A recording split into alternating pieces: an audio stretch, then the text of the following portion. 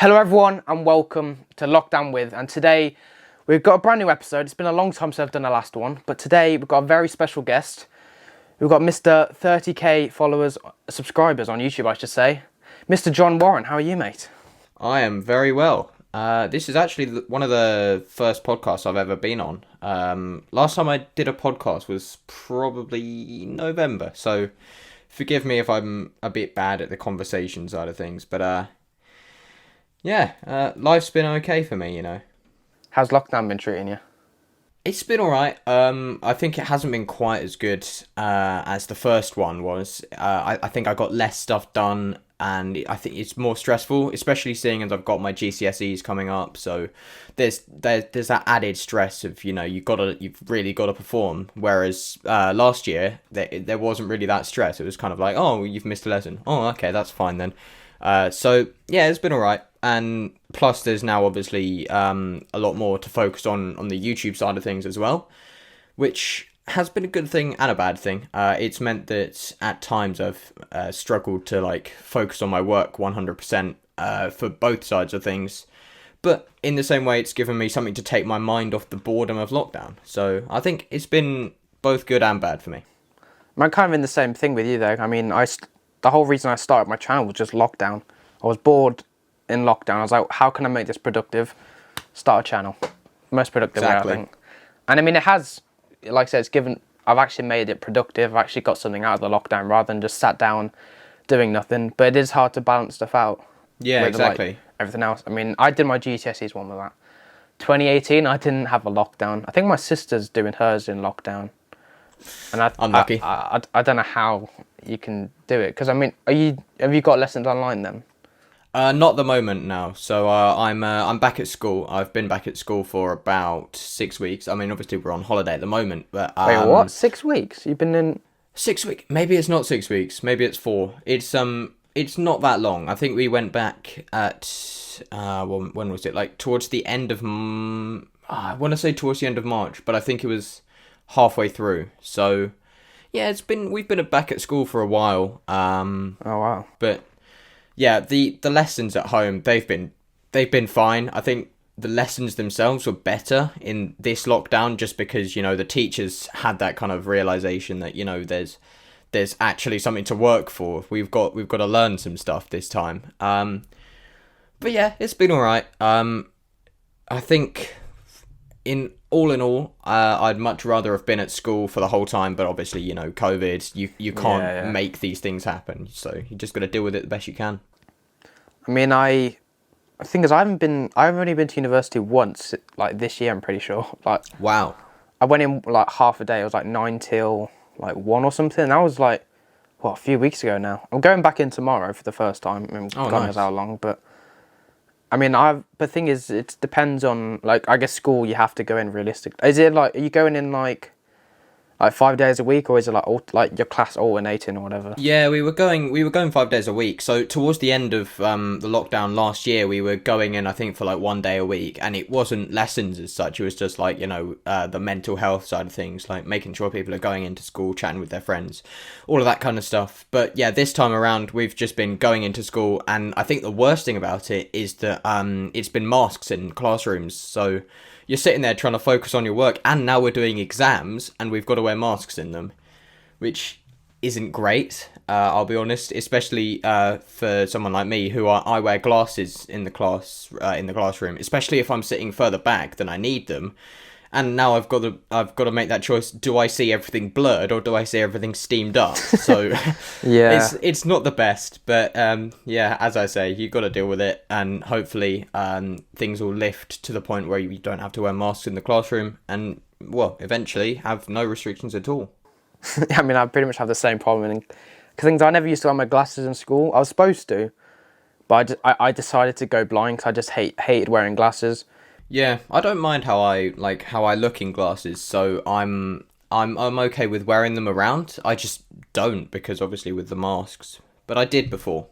Because I used to hate wearing them. They just never looked right. Because the thing is, I used to live in Spain, right? So I used to go to the opticians like once every couple of years, like in the UK, to actually get my glasses. Yeah. So they're like, by the time I got like like things went out of style, or I just never really liked them in the first place. Oh, but then fair enough. But in lockdown, I actually bought some actual glasses that I liked. So now I've actually started wearing glasses more because I don't mind wearing them now.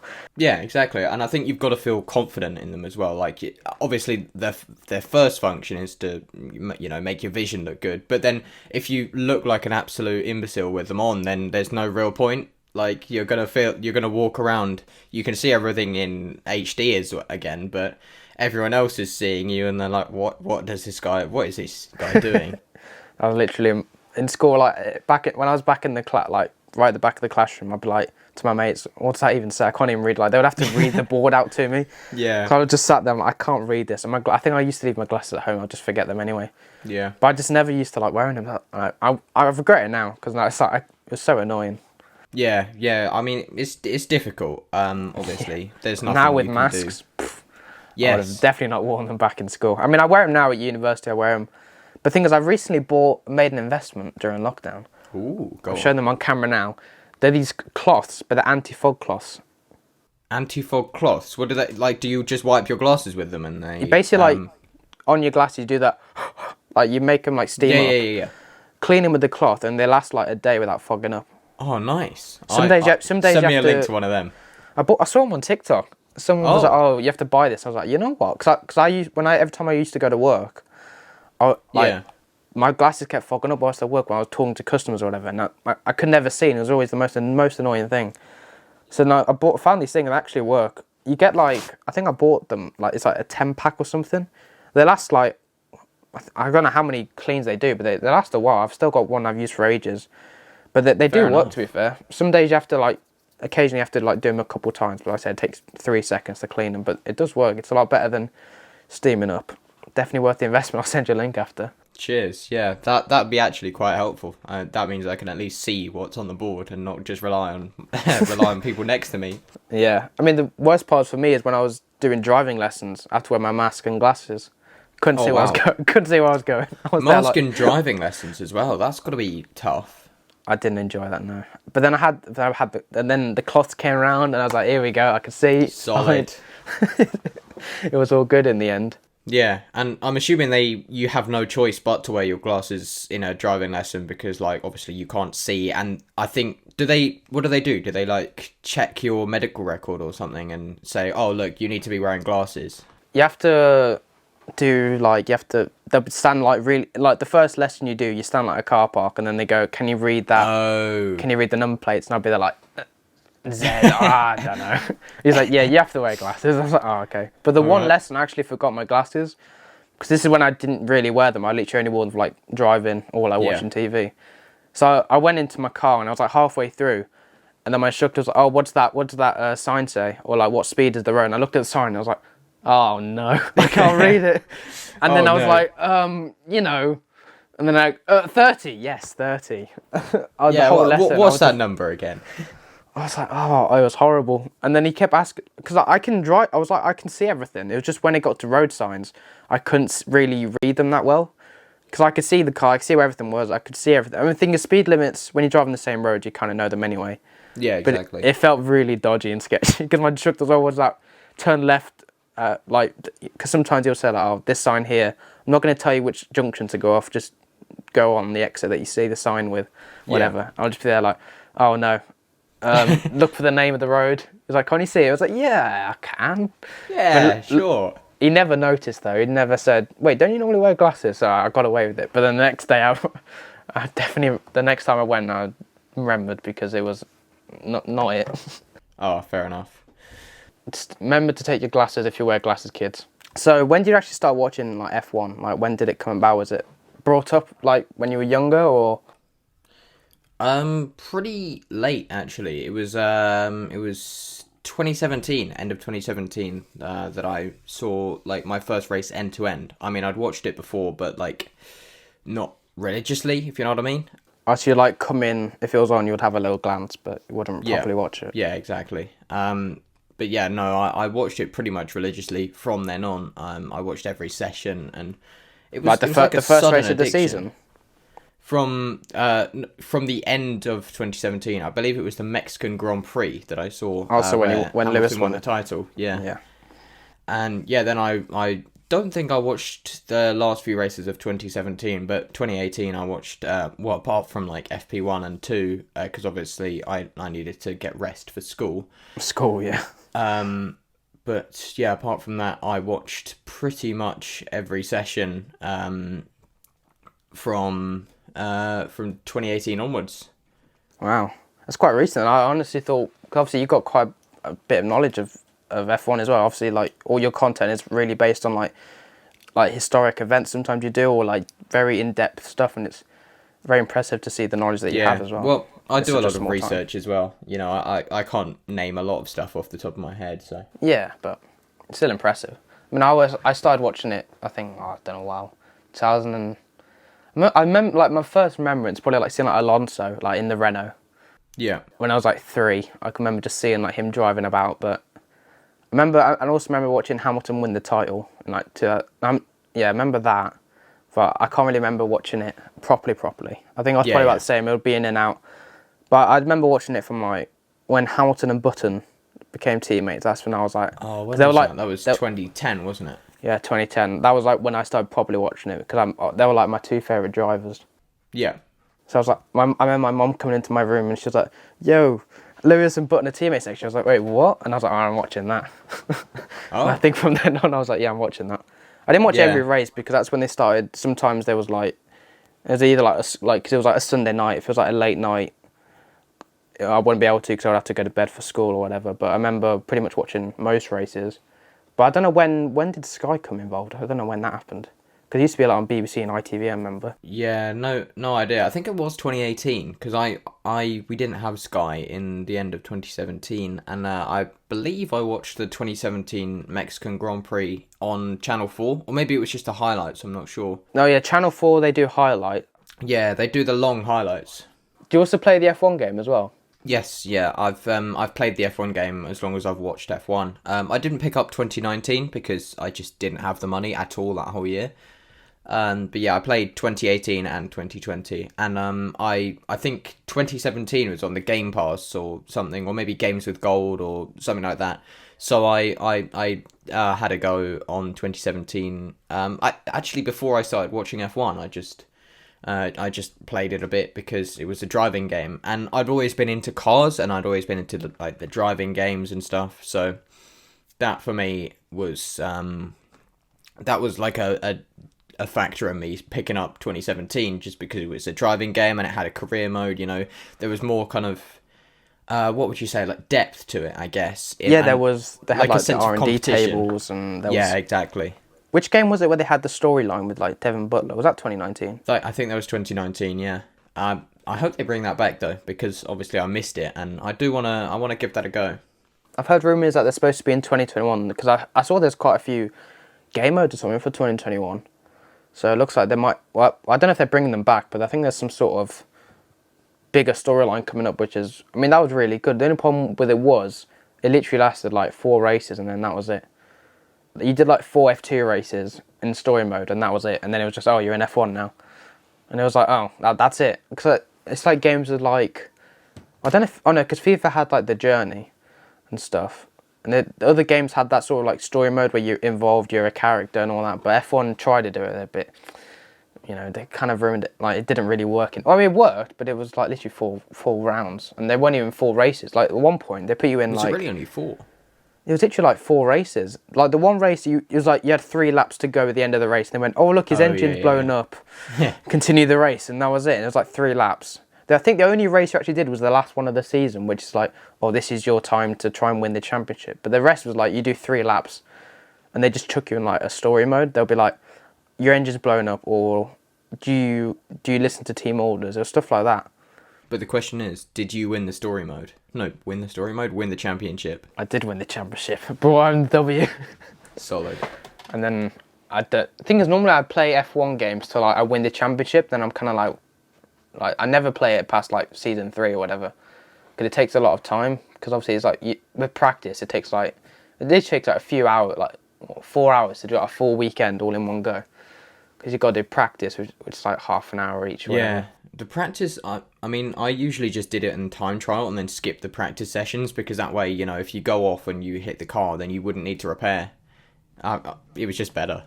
I used to like test setups or whatever, practice the track on time trial, and then just do the whatever the practice programs it is. Yeah. Are you any good at the F1 game, would you say? How would you rate your level?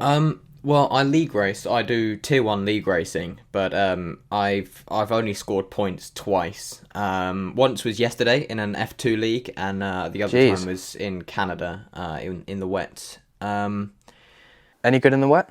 In the wet, no. I still need braking line in the wet, but I can go without in the dry for pretty much every track except for Japan. I'm not a fan of Suzuki, you know. Neither. I hate that first sector. It's an overrated opinion, but I don't think it's really a very good track. I love driving it, but it's just not very good to watch the racing it. No, I don't like driving it either. That first sector, because if you go a bit too wide or a bit too narrow or whatever, if you get the line wrong in that first corner, like that whole first sector's in the mud. Yeah, and you lost the second. That's the one thing I don't like about it. But I guess the challenge element of it, that's what makes it good. But some people are good at it, but no, not me personally. But you know, it's one track. Have you got no assists and all that then? Yeah, I went cold turkey with no assists when I got a steering wheel back in, when was it? It was around mid-lockdown. So it was probably around June, July, something like that last year. And from before then, I'd been using braking line and ABS because I was obviously on a controller, so you got less precision. Yeah. But when I got a wheel, you know, you've got that more precision. And I found also, like, when I got the wheel, I could judge stuff a lot better in terms of braking points. So I don't know exactly how to describe it, but you're holding the wheel and you can just feel that you need to be going a certain speed for the next corner.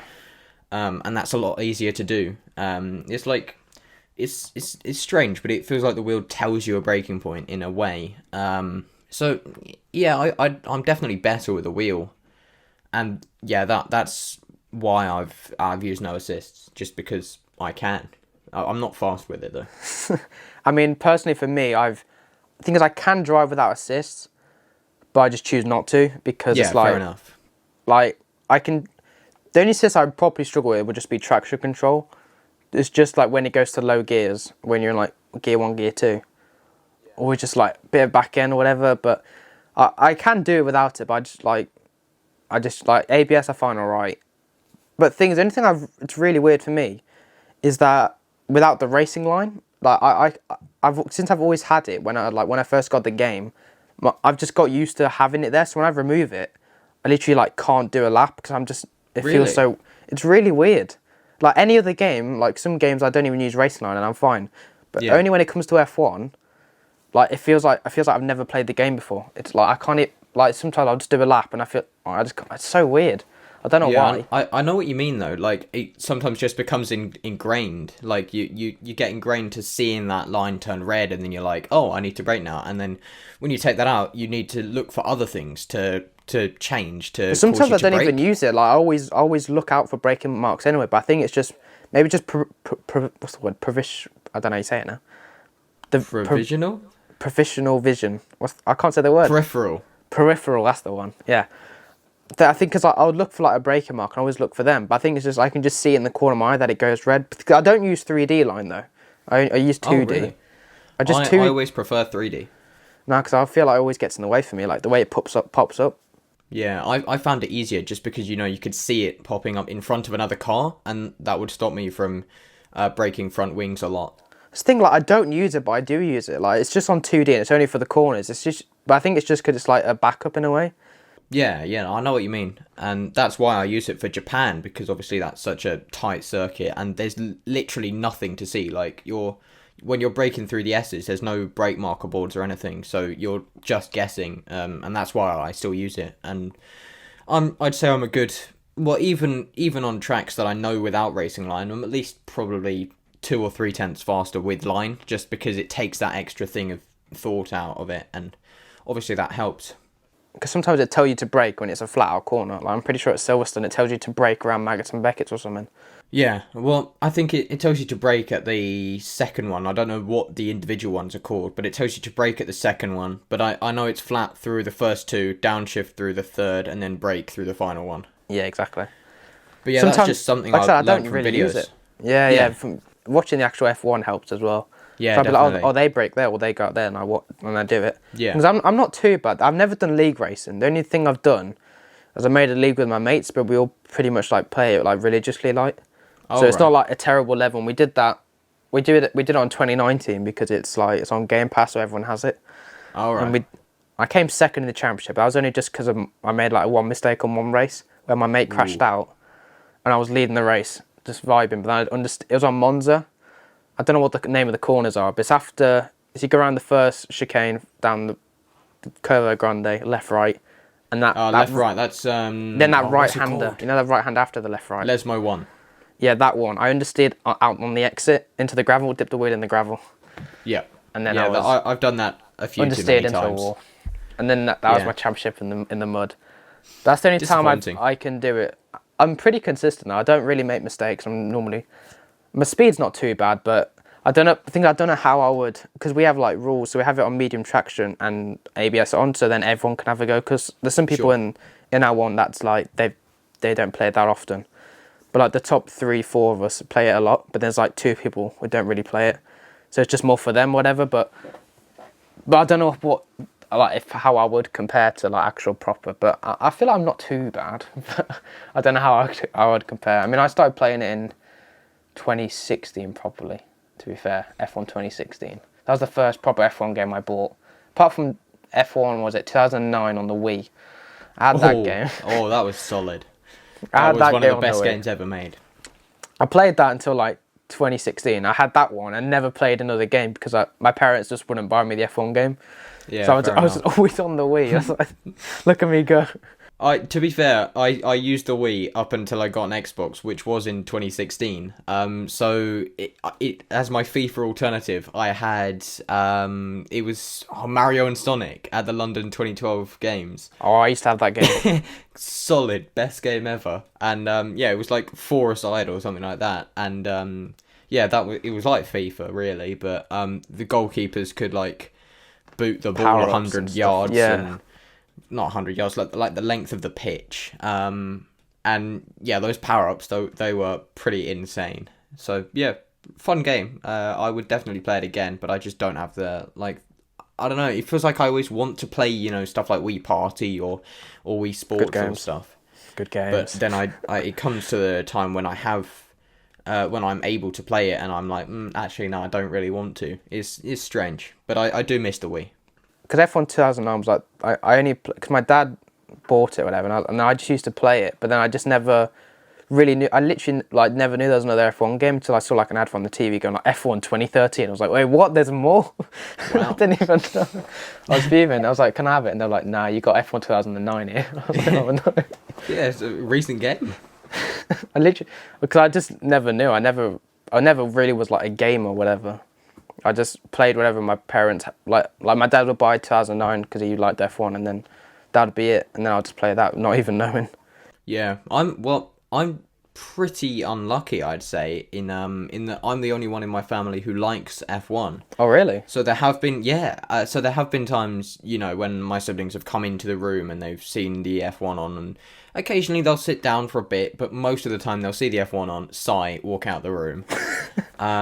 But other times, you know, there's another sport on, like, I don't know, someone's watching a football match, I say, oh, I'd like to watch the F1, please. Like, no, I'm watching football. So I've missed several F1 races and several, like, big moments thanks to that. Yeah. But, you know, it's not the end of the world. I don't mind watching F1 on my own. I mean, I used to, like, my dad watch, my mum and my dad are F1 fans, so I was quite, like, they would always watch it anyway, so that's how I started watching it, because my parents would just have it on or whatever. It's the only sport they watch. Like, my mum watches football, but my dad literally only watches F1, and that's the only sport he watches. Oh. Like, he literally just watches F1, and that's all he's really bothered about. He doesn't really watch football. He just thinks it's a wimp's game, and he doesn't like it, because he always fall over. But then my mum's like the opposite. I wouldn't consider myself to, you know, watch football religiously. I watched pretty much the whole of England's World Cup in 2018. 2018. I watched pretty much every game there. Yeah, generally speaking, I don't watch football that much. I actually got a fan question here off Oh, go on. someone called @Felipe_MCFC, and they literally said, "Are you into football?" So I thought, Oh, well, that's I've kind of answered your it answer. already. Yeah, there's the answer. I'd say yes, I'm into football, but I wouldn't say like I'm really into football. You know, like I you'd appreciate watch the it. sport. You'd kind of watch it if it's on, but not really. Exactly. Like I know that West Ham are playing, or at least I don't know if they've finished now. They kicked off at 2:05. So they're still playing now, I think. Yeah. So I know that they're playing, and I get the notifications on BBC Sport, and I'm like, good, West Ham have won. But you know, I wouldn't necessarily watch, I don't know, Romford FC versus Hereford, just because Just a random it's team. not some. Yeah, exactly. Like I wouldn't watch that because it's a sport, but I wouldn't watch it unless it's a team that I support. Yeah, that's fair enough. Yeah. Might as well do some fan question whilst we've answered one there. We've got Go one for here off @F1_Bay, and he says, "Who do you think will dominate the F1 after the 2022 regs?" It's quite a big question, that. That's a broad one, actually. Yeah. Well, obviously you've got the budget cap and the downforce thing, and engines are being carried over, so that could help Red Bull if, as we know, they've probably got the best engine this year, and they've got that freeze going into next year, so that could help them. But yeah, it's all about the aero. Plus, Red Bull have, I'd say they've got the best aero designer in the business. They've got AJLewis. So I'd say if anyone can design a good car, it's him. But I think dark horses in the championship, where you could be looking at Williams. Obviously the results aren't yet showing it, but it looks like they are on the up, and they're a team that now has that kind of drive to win again. Yep. And you've got potentially McLaren. They've done well, and they're on this upward trend as well. So maybe 2022 for them. It's gonna be a tough one. I'd say don't write off Mercedes either, because if their engine's being frozen, if the engine's getting frozen over to next year, then that means that Mercedes get their very reliable and powerful engine. Yep. Plus they've got Paddy Lowe, who is one of the best designers, and they've got James Allison. So yeah, I'd say don't write off the top teams this year into next year. But if I had to put money on anyone, I'd say it would be Red Bull. Red Bull, yeah. They've got the way they've got Adrian Newey, that Honda engine's looking really good. They would be looking the favourites right now. Do you think George Russell? Because obviously there's a whole talk of him going to Mercedes next year. Do you think the regs will do him dirty? Like, as in, he'll go to Mercedes and actually end up being worse than Williams or something? I really hope not, honestly. So do I. I wouldn't consider myself like a George Russell fanboy, but definitely it would be so bad to see him like step up to what we think is going to be a great team, and then see him just absolutely shafted again. Just like Sakir, but based on the car's performance, not the team's. So, I mean, I'd say if Mercedes get the regulations even slightly right, and they're still in the midfield or upper midfield, fighting for wins occasionally, and George Russell's in that team, then I wouldn't write him off wins at all, because he's obviously a talented driver, so I don't think there's any reason why he wouldn't win. I wouldn't pick up a few wins and get the most out of that car. But yeah, if Mercedes really do get shafted by the regulations and George Russell ends up signing a contract, then yeah, you could be looking at a pretty poor year and beyond if he signs multi-year. So, I mean, it'll be make a good video, most unluckiest F1 driver, George Russell. Yeah, literally. I mean, he hasn't got most starts without a point though, so that's good. I mean, the one, you couldn't write it. The one chance he's in the best car when nothing goes wrong at Sakir, and it goes wrong. You can't write that stuff. You really can't. Takes the lead first corner, flies off into the distance, and then Mercedes decide to put Bottas's tyres on. And then even worse, people ignored what really happened to Bottas, but anyone who saw it would see that, obviously Bottas got given, I think he ended up with the same tyres, so he spent half a minute in the pits getting the same tyres fitted to his car, And yeah, obviously that meant that he was slow at the end of the race, and generally just a poor showing from Mercedes. But I think Bottas he lost that attention because obviously he's a seasoned veteran of a Mercedes driver, and everyone wanted Russell to win, and they were all sad when he didn't. But what about Bottas, like, Poor Bottas. You've got to feel sorry for him. He's always kind of unlucky anyway. I mean, wasn't it, the last race just happened at Bahrain, he was in the pit stop for, 11 seconds? Yeah. And Imola as well, when Lewis Hamilton got that convenient safety car, VSC even. I actually felt quite bad for him. That was so bad because he had pole, he was in the lead, he's done everything right, and somehow things still go against him. Obviously, it's not something that can be helped, but yeah. And obviously the Mercedes team, they're doing their best for him. They're probably still giving him and Lewis at least similar treatment.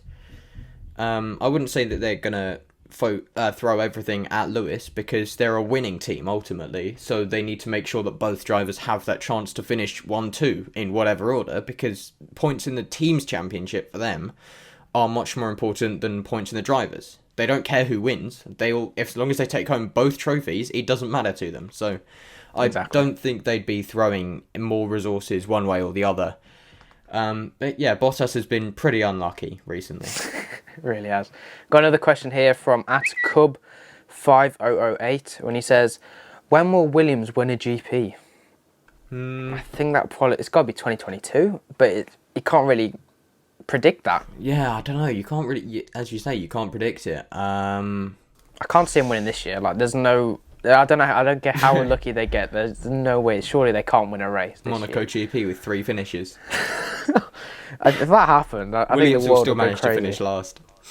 They wouldn't even get a point. They'll both crash out. Yeah. I don't really want to say 2022 because, yeah, there's new regulations, but can't tell. Williams, like every other team, needs to get used to them, and obviously if they've not got the money, they've got more money now, but they haven't got all of the money, so they're just as in a bad position as maybe another team like Haas. Like, no one's expecting Haas to go and win a race, and obviously the situations are different. Williams is actually developing their car this year, but I'd say maybe 2023 or 4 for a win. I think that's a solid prediction. Yeah. Podiums maybe next year. Maybe.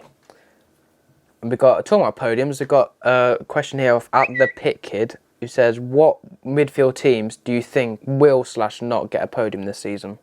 Teams that will get a podium, I think McLaren's a safe bet, definitely. Surely. Ferrari, I don't really know if we should class them as midfield now because they seem faster. But they definitely were faster. Let's consider them to be midfield. So McLaren, Ferrari. I don't think Aston Martin or Alpine will get a podium. Everyone expects them. Well, everyone expected Aston Martin to make more of a leap. Aston Martin slow. Yeah, we've seen in Bahrain that they've struggled. So I don't know if Fernando Alonso's in the right place at the right time, then podium for Alpine could still be on the cards. I think honestly more likely Alpine than Racing Point. Racing Point, Aston Martin. It doesn't matter what it's called. It's the same team. Yeah. I mean, I think they're more likely. I mean, like, if we get a right place, right time, anything is possible. But Aston Martin's weird, though, this year, because they're quick, but they're not quick. It's really weird. Yeah. It seems like they're all right, but, like, you see the car, and it looks like it's handling well, but then you see the lap times, and it's not. I don't know. Maybe when Vettel's settled into the car as well, then they've got 2 drivers both consistently fighting, and I don't know. I'd say they're still going to finish okay in the championship, but possibly not as well as they did last year. Yeah, I think last year's probably a one-off by the looks of it. Yeah. Obviously they've got the same car design, but the regulations with the floor and the rake and all of that stuff. So. Who else is really in the midfield that could challenge for a podium? AlphaTauri. I'd say definitely. They are quite quick. Yeah. Yeah. Yuki Tsunoda and Gasly. They look rapid. One of those two. I mean, they picked up a win and a podium. Did they pick up a podium last year? I know they got the win, but I don't think they did. I can't remember Kvyat or Gasly getting another one. No. Okay, so they picked up a win last year, and that shows that you do just need to be in the right place at the right time. And they look so fast this year. So Yuki I'd say Tsunoda in qualifying when he put it in P2, everyone's like, solid. what? Yeah, Q2. We don't talk about Q2 though. No. But Things happen. yeah, AlphaTauri, Ferrari, and McLaren are my bets for midfield teams this year getting a podium. I can vouch that. Another question off at Felipe_MCFC who says, do you believe the Aston Martin team is way too overhyped? Yep. Yeah, I think we're kind of Easy discussing that question. one. Yeah. Last year, no. Last year they were underrated. Yeah, they were well underrated last year. This year, everyone said this is their year. Seb at the wheel, oh dear. Yeah, you got to feel bad for Seb. He's gone from one bad car to another. So He really has. Poor guy. He can't maybe catch a break. they'll pick it up towards the end of the season. You know, I can't see him being bad the whole convert. season. Yeah, exactly. They'll find something towards the end, but I think the hype that we all expected, expected them to come in and challenge for wins, that's not there. So no. To answer the question, yes, they are overhyped. Yeah. Now we're going to go to the quick fire round. Explosions everywhere. So we're going to ask you 10 quick fire questions. How long do I have to answer, or is it just whatever comes into my head? Yeah, it's whatever comes into your head, and then we'll have a little discussion about Sure. why. First question: what is the one thing on your bucket list? Like, what's one thing you want to do? Wow. Okay, hitting me with a big one. Yeah, man. Don't mess around around here. Don't know. I really want to go to New York. Yeah. Okay. Oh, America's probably on mine as well. Yeah. Any reason for New York? Just want to go. I love long haul plane journeys. We don't do them that often as a family, but when we do, I enjoy them. I'm one of the few people that does, but yeah, I like it. And obviously New York's like a historic city. There's loads of stuff to see, loads of stuff to do. I feel like it would just be a good experience. Probably for me, it would probably be like a paddock pass. Oh yeah, Like, imagine having a paddock pass. that would walking be around. so nice. I don't know how much it costs, like £1,000 or something stupid like that. Well, it's a bucket list for a reason. Have you ever been to a Grand Prix? No, I'm going to Silverstone this year though, and I'm very excited. I'm tempted to go this year. Me and a few mates were thinking of, do we go for it? But I don't know. I mean, technically I have been to one, but I was like 2. Oh right. So, I mean, I can't remember it. It's the day... The fun fact, I actually lost my dummy at that race, and I've never had one ever since then. Traumatic experience. Literally, it was just like, it was when... it was like, there was like, there's still Jordans in the yellow, and it was like that sort of era. It was like early 2000s. Yeah. And we went to Barcelona. Like my parents had their first like F1 race opposite the pits. They were so gassed. And then I started crying from the noise, and my mom had to go and walk me. Like, she didn't even get to really watch the race. She was fuming. That's it's your own fault disappointing. bring a child, bring yeah. a 2-year-old to an F1 race.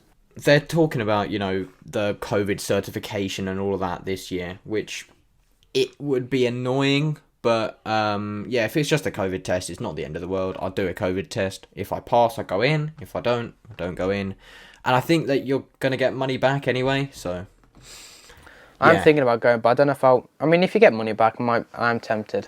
Yeah, exactly. I've always wanted to actually go to proper F1. I was actually supposed to go last year. My parents nearly had me. They were going to surprise me for my birthday, because the race was actually on my birthday, from my 18th last year. Oh, nice. Yeah, and I think it's like a couple of days after my birthday, so... It was like in France, and they were like, they were going to do like camping for the weekend. We were going to go to France. Oh, but then COVID came along and ruined all that. And they didn't tell me until like, oh yeah, by the way, we would have actually been to the French Grand Prix today. I was like, what? They should just not have told you, surely. I think it's worse to tell you.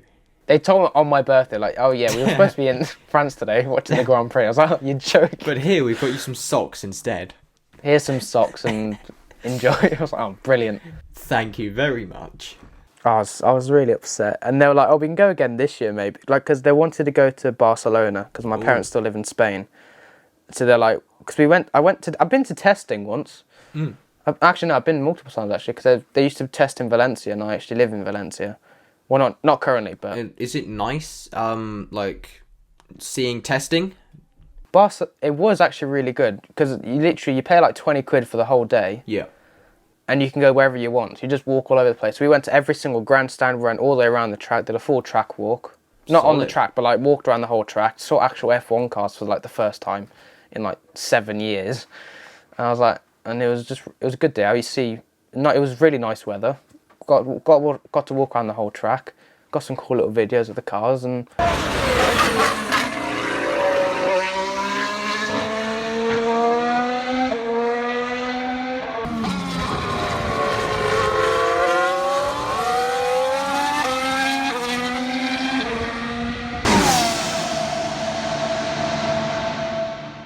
I was going to go this year, but then I was like, I was talking to my parents. I was like, if I can get over to Spain, should we try and go to the testing? Oh yeah, let's do it. Then we went to go and check what dates it was. It's in Bahrain. I was like, don't think we're going to testing this year. No, Bahrain's a lot further than I thought it was, actually. I thought it was like kind of Middle Europe, but no, it's pretty much Middle East. But next quickfire question. That was a very quickfire question. That was rapid. Favorite band / artist right now? Right now? Right this second. It sounds a bit dated, but I quite like Imagine Dragons. I've been listening to a lot of their stuff, and it kind of reminds me of pre-lockdown. I was a ball boy. I went and did it in the Royal Albert Hall. Oh wow! And it's kind of nostalgic because they played a lot of Imagine Dragons music there, and as I was walking onto the court and stuff like that. And this was like kind of end of 2019, so a lot of their music was still kind of new. Yeah. And I've been listening to it again a lot just because, I missed that kind of experience. And it's something I definitely do again, but unfortunately I'm too old now. Oh, wow. I always wanted to be a ball boy, I was like, that looks kind of cool. You get to hang around with them. I was like, that looks right, that. I got the opportunity through school. It was quite cool. Stole a bunch of tennis balls, which I've since lost. But oh, brilliant. Yeah, I've got loads. I used to be a big Imagine Dragons fans back in the day, like 2012, when their first album came out, whatever it was. But then, in fact, I'm holding it up to the camera now. I've got a signed tennis ball. It's not focusing. I've got who's that from? I got a tennis ball signed by a bunch of old players. Actually, let's see: Greg Rosetsky, Goran Ivanisevic. I think that's it. We met both of them. It was very nice. That's still pretty cool. Yeah, very cool. Next quick fire. You ready for this? Go for it. Favorite band / artist / of all time. Of all time, The Script. Ooh, The Script. Yeah, it's the only band I've ever seen their concert. Like the only band I've seen a concert of, and I had a poster above my bed for a long time, and it's only not there because I've moved my bed. So now the poster's behind my wardrobe. But I love their music. It's just really good. And they are still making them. Actually, recently I did a few old Script songs back in my playlist because I was like, I haven't heard these songs in ages. I can't remember what the best one was. I think it's like Superheroes or something. That was a good. Yeah, that's a good one. Yeah, that's solid. And Man on a Wire, that's really good as well. I think my two favourite songs from Prix. When was that? Prix 2015, I think. Yeah. Go for the next question. Next quick fire question: if you could meet any celeb and be best mates with them, who would it be and why? I would become best mates with James Anderson, a cricketer. I know the name. Yeah. I've just looked up to him for so long. I would consider him my idol, definitely. Not an F1 driver, a cricket player, and I don't know. I've grown up watching him play cricket much longer than I've watched F1, and yeah, he seems like a decent bloke in the podcasts I've listened to of him, and the videos and the interviews, stuff like that. So I would love to become best mates with Jimmy Anderson. Do you play cricket? I do indeed. Yeah. My first match is next week. First proper match. First match of this year. Yeah. How long have you been playing cricket for? Oh wow, ages. I think it's been 7 or 8 years. Oh, wow. Pretty much my whole life I've been able to walk. I've played cricket in the garden, but I played for a club ever since I was in year 4. So how long ago was that? Was that 8 years ago? I think it is 8 years ago. Yeah. Yeah, I've been asked to coach PE, coach cricket to a bunch of wannabe roadmen in my PE set. Oh God. Which is gonna be fun. Oh, that's something I would not like to do. Yeah, I don't envy myself. I'm not gonna lie. Our next one is quite deep, I think. What have you done that you're most proud of? Wow, that's very like vague question as well. My most like my proudest moment. Well, I've got to say, YouTube. That's something I'm very proud of. Yeah. What else? There's the being a ball boy and the pressure that you needed for that, and the people I've met thanks to it, stuff like that. So much stuff, man. And there's cricketing achievements as well. I've got some trophies out of focus in the background behind me, and my proudest moment though. What's that one thing Yeah, you like? I'll go with YouTube. I think that's something I'm Impressive. very proud of. Yeah, and it's something that I'm now willing to tell people, which I wasn't like a couple of months ago, but now I'm more than happy to tell people about it. So. I still don't really tell people, you know. Really? Oh, yeah. No, it takes a lot. Like, I'm not entirely sure.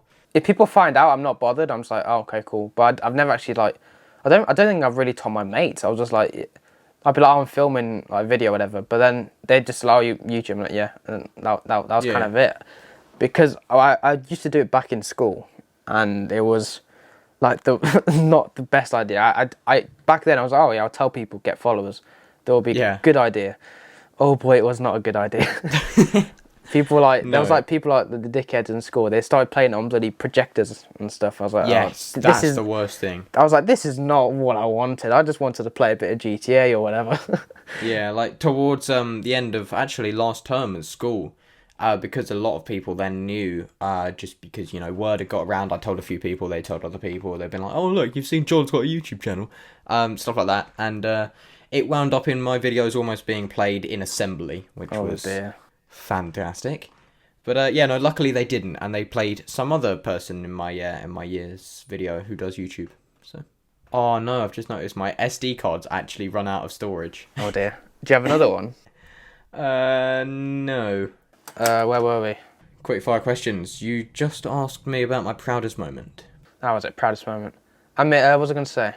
Thing is, now I'm not too embarrassed about it because I'm not like embarrassed about the content I'm making now. I'm like, oh, my content. I'm not like too embarrassed about what it is now, and I don't think it's that. It's just F1 now. It's not like I'm doing like some weird like chubby bunny challenge, or, so like some weird content that people used to do back in the day. There's someone in my class who's made an ice bath challenge, and it's got like 15,000 views. So there's like 15,000 random pedos who've just seen this kid naked. Not fully naked. I should stress. Disclaimer: not naked. For political reasons, this is a joke. But yeah. So I'm glad I'm doing the stuff I'm doing, and it's not stuff that I can be embarrassed about, really. If I was doing ice bath challenges, this, that, and the other, probably wouldn't be as happy to, tell people. But as it is, I think it's fine. Yeah, and especially, with big channels, people just subscribe because they've seen there's a lot of subscribers. Like, they just assume the content is good. I've seen loads of big channels growing, making not very good content. And then there's people like you making class content for like not millions of subscribers, and 20 views.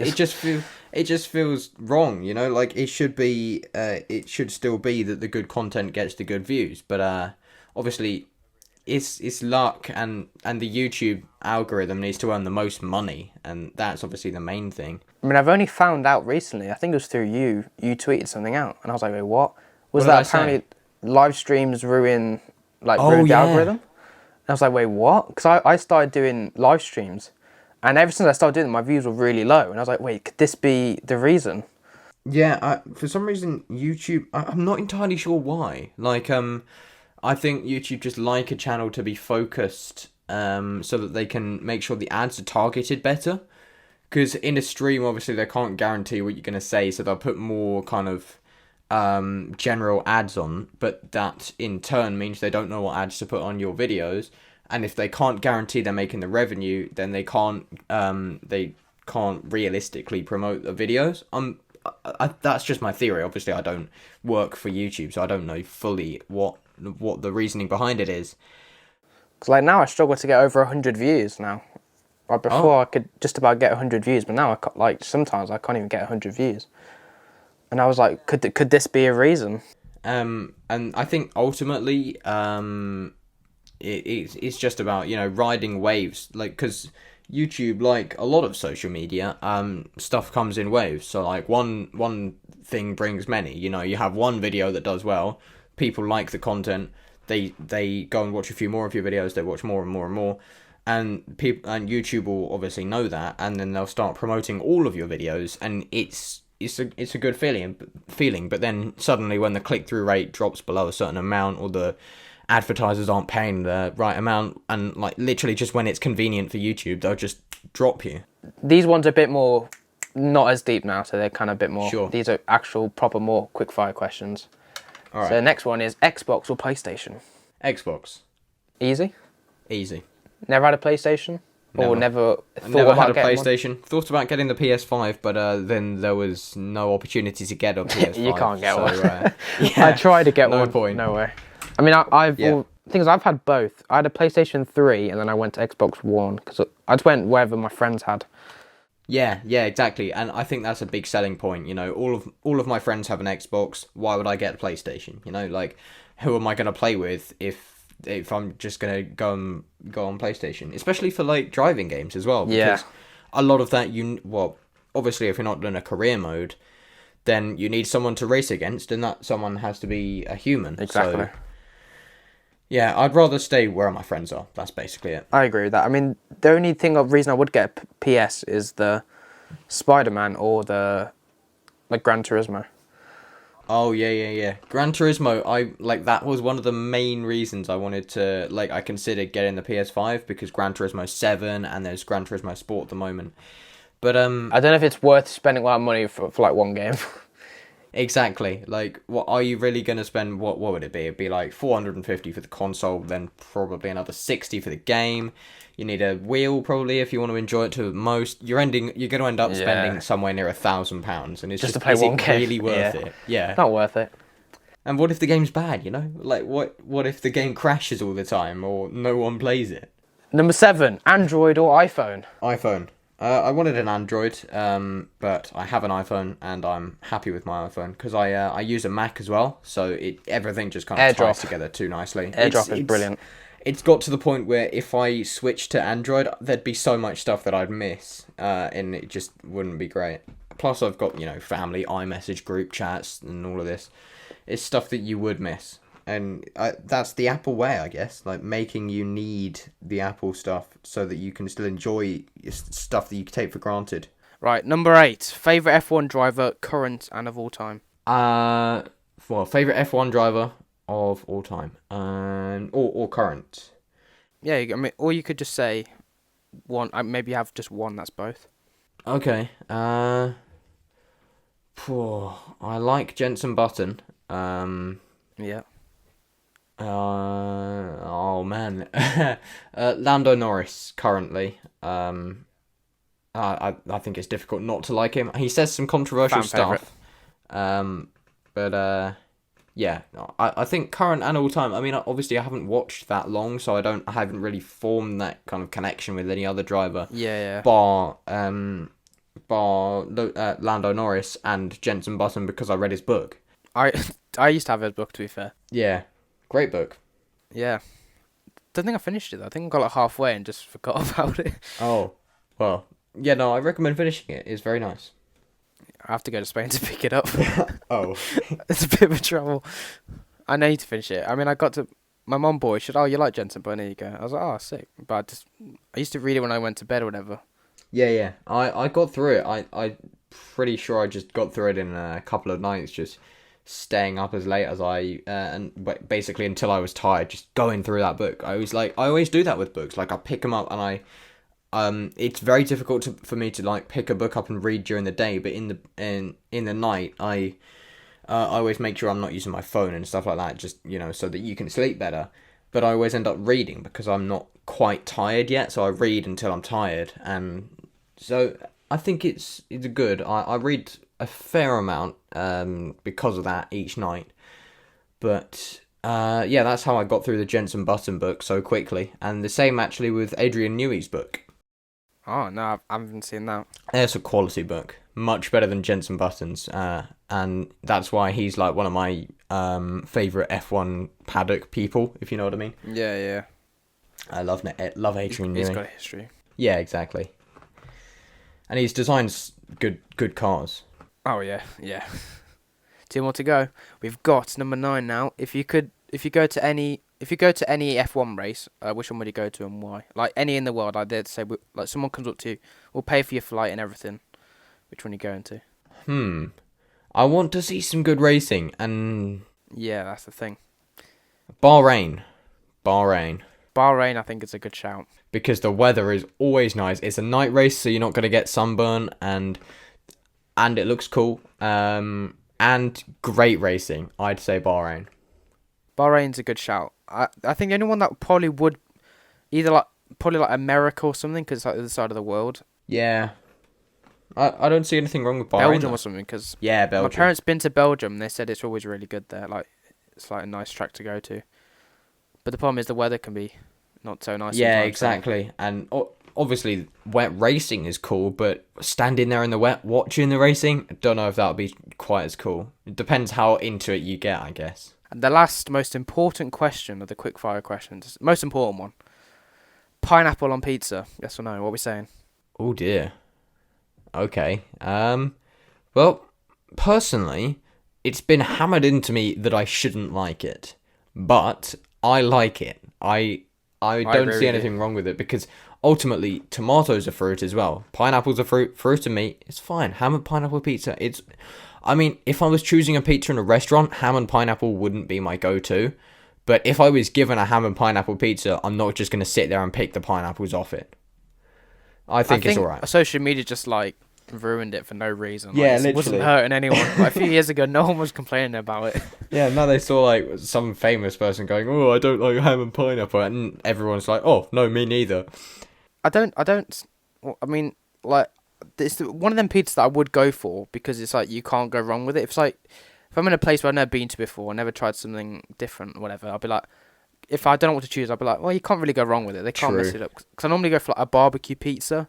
Yeah, But sometimes they can mess it, like it could taste weird or something. Yeah, I know what you mean. You can make it differently. Do you know what I mean? Some people put the tomato sauce as well as the barbecue. That's a sin. Yeah, I've never had that. It's always just been barbecue. Now that sounds grim. It really is. Absolutely vile. One final fan question. That's what I'm trying to say. Go on. And then that'll probably be it for today's episode. The last question here is from Yusuf. This one's off YouTube.